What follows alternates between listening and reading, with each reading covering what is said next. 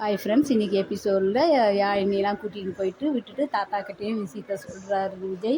இது போல் நர்மதாவுக்கு பிரச்சனை, நாங்கள் போயிட்டு வரோம் தாத்தா தான். தாத்தாவும் வந்து இந்த இடத்துல உஷாராக இருப்பா, புது பையன் என்ன பிரச்சனை பண்ண போகணுன்னா கொஞ்சம் நீ உஷாராக இருன்றாரு. சரின்ட்டு வராரு.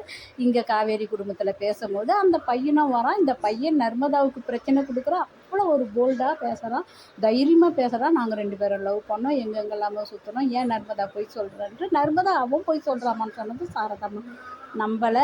அவன் ஒரு மாதிரி சொல்கிறான், நீ ஒரு மாதிரி சொல்கிறேன்னு இந்த இடத்துல நர்மதா போட்டு அடிக்கிறாங்க. இதுக்கு என்ன ஆதாரம்? எங்கள் வீட்லேயே வந்து என் வீட்டு பொண்ணு மேலே போய் சொல்கிறேன்னு காவேரி கங்கா கோவப்படும் போது அவர் சுத்தனை ஃபோட்டோவெல்லாம் காட்டுறாரு. நாங்கள் எங்கெல்லாம் போனோம், எப்படிலாம் ஃபோட்டோ எடுத்தோம் பாருங்கன்னு. இதை பார்த்ததுமே இது பொய் ஃபோட்டோ எடிட் பண்ணி எடுத்துகிட்டு வந்துக்கிறோம், இதை போல் எதோ ஒன்றாலும் பண்ணலான்னு சொன்னோம். ஆனால் சாரதாம்மா நம்பலை. ஆனால் கங்காவும் காவேரியும் நம்புகிறாங்க. இந்த இடத்துல பேசிக்கின்னு இருக்கும்போது அவர் பேச பேச சரியான கோவம் வந்து நம்ம காவேரி தடியை தூக்குறா. இந்த இடத்துல வந்து நம்ம விஜய் தடியை பிடிக்கிறாரு. அவன் பார்க்குறான். பார்த்துட்டு நம்ம ப்ரோ வந்து நியாயம் பேச வந்துக்கிறாரு, இப்படி அடிக்கக்கூடாது, பேசலாம், உள்ளவா அவங்ககிட்ட பேசணும்னு உள்ளே கூட்டிகிட்டு போனதும் நம்ம விஜய் அழகாக அந்த ஸ்காலர் சட்டையை வந்து கையில் அப்படி ரோல் பண்ணி விட்றாரு பாருங்க. அந்த ஸ்டைல் அழகாக இருந்தது.